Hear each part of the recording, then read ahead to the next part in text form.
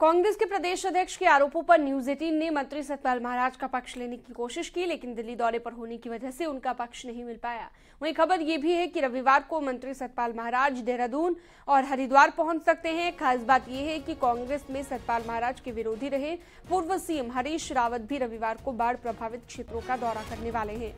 वहीं मुख्यमंत्री पुष्कर सिंह धामी ने भी अपने सभी मंत्रियों को अपने अपने प्रभारी क्षेत्रों में जिलों में जाने के निर्देश दिए हैं।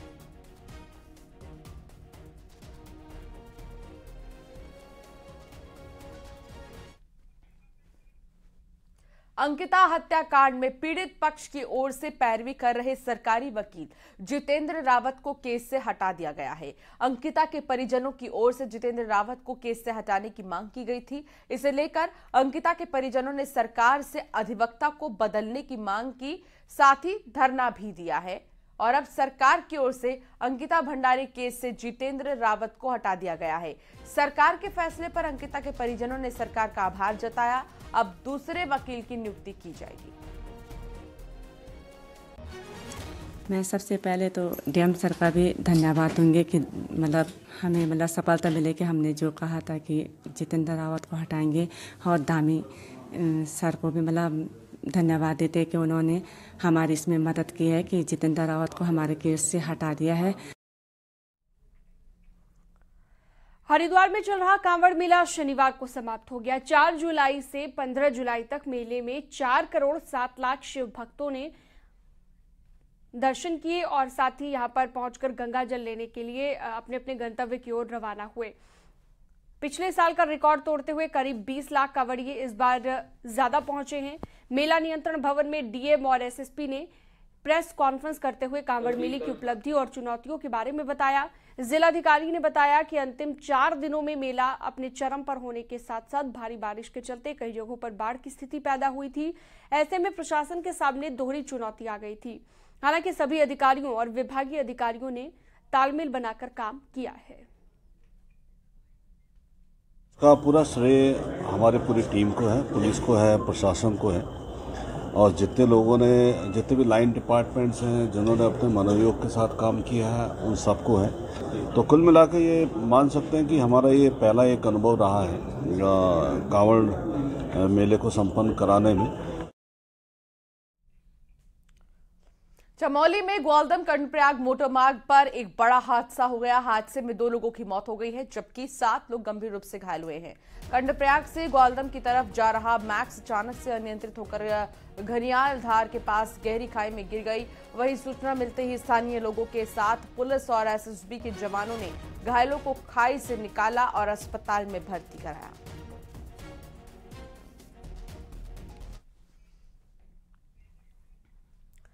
नैनीताल में हरेला महोत्सव की शुरुआत हो गई है। लेक सिटी क्लब की तरफ से आयोजित इस महोत्सव का शुभारंभ आईजी कुमाऊं ने किया और इस मौके पर पूरे शहर में रंगारंग झांकियां निकाली गई। प्रकृति प्रेम का संदेश दिया गया। स्कूली बच्चों के साथ शहर भर की महिलाओं ने हरेला रैली निकाली है, जिसमें पर्यटकों को भी जानकारी दी गई है। ये पहाड़ की परंपरा है। स्कूली बच्चे अलग अलग रंग में दिखे हैं, तो हरेले को भी पूरे नैनीताल में घुमाया गया है। आपको बता दें कि कुमाऊं में हरेला पर्व प्रकृति प्रेम के साथ साथ किसानों से जुड़ा हुआ पर्व है। 10 दिन पहले घरों में 5 प्रकार के अनाज बोए जाते हैं, जिसको हरेले के दिन काटा जाता है और ये पर्व शिव पार्वती के विवाह के रूप में भी जाना जाता है।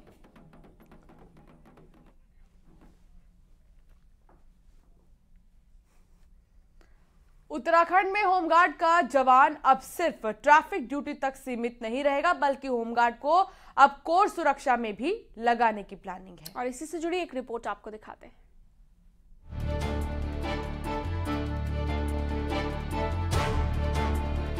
उत्तराखंड में लंबे समय से पुलिस कांस्टेबल की कमी है, जिसके चलते वीवीआईपी सुरक्षा में भी जवानों की कमी है। अब इस कमी को होमगार्ड के जवान पूरा करेंगे। होमगार्ड्स को पिस्टल ट्रेनिंग दी जा रही है और आने वाले वक्त में होमगार्ड वीवीआईपी सुरक्षा का भी जिम्मा संभालेंगे। मैं हरिद्वार से हूँ। आज जो पहल हुई है, ऐसे पहले तो हमारी एसएलआर ट्रेनिंग हो चुकी है, उसमें हम पूर्णतः सक्षम हैं। और जो आज पिस्टल ट्रेनिंग होने जा रही है हमारी, अब जो जवान है हमारे पूर्णतः हम तत्पर हैं इस पे। ये पहली बार है जब होमगार्ड्स को ट्रैफिक ड्यूटी के अलावा भी काम दिया जा रहा है। शनिवार से होमगार्ड्स की स्पेशल ट्रेनिंग शुरू हो गई है। इसके लिए 9 mm की 100 पिस्टल को खरीदा गया है। वेपन ट्रेनिंग के बाद होमगार्ड्स को तैयार किया जाएगा। श्री केवल खुराना हमारे यहाँ डायरेक्टर जनरल हैं, उनके कुशल नेतृत्व में जो है हमने अभी 100 पिस्टल 9 mm पिस्टल क्रय की हैं और 10,000 उसके 9 mm राउंड्स क्रय किए गए हैं। तो सबसे पहले यहीं ट्रेनिंग सेंटर पे ही 50 जवानों की ट्रेनिंग रखी है। होमगार्ड को सिक्योरिटी ड्यूटी में लगाने के लिए नियमावली में बदलाव किया गया है, जिससे अब होमगार्ड्स को साल भर काम भी मिलेगा, सम्मान भी मिलेगा। देहरादून से न्यूज़ 18 के लिए सत्येंद्र बर्तवाल की रिपोर्ट।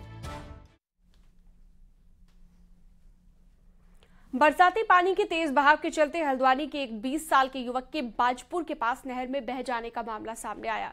जानकारी के अनुसार हल्द्वानी के बनभूलपुरा का कामिल कुछ दोस्तों के साथ बाजपुर के पास गया था और इस दौरान कामिल और उसका दोस्त नहर में नहाने लगे, लेकिन इस बीच पानी के तेज बहाव में कामिल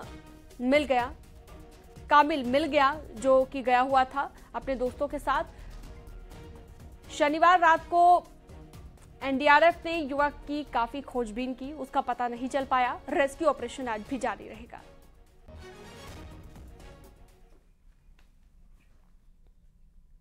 चमोली के जुम्मा नाले के पास बीआरओ ने 6 दिन में अस्थायी पुल बना दिया है और उस पर ट्रैफिक भी चालू हो गया है। सोमवार को ग्लेशियर टूटने से जुम्मा के पास सड़क बह गई थी और करीब 15 गांव से संपर्क टूट गया था। साथ ही जवानों को भी मुश्किल हो रही थी। बीआरओ ने कड़ी मशक्कत के बाद रोड भी बना दी है और अस्थायी पुल भी बना दिया है।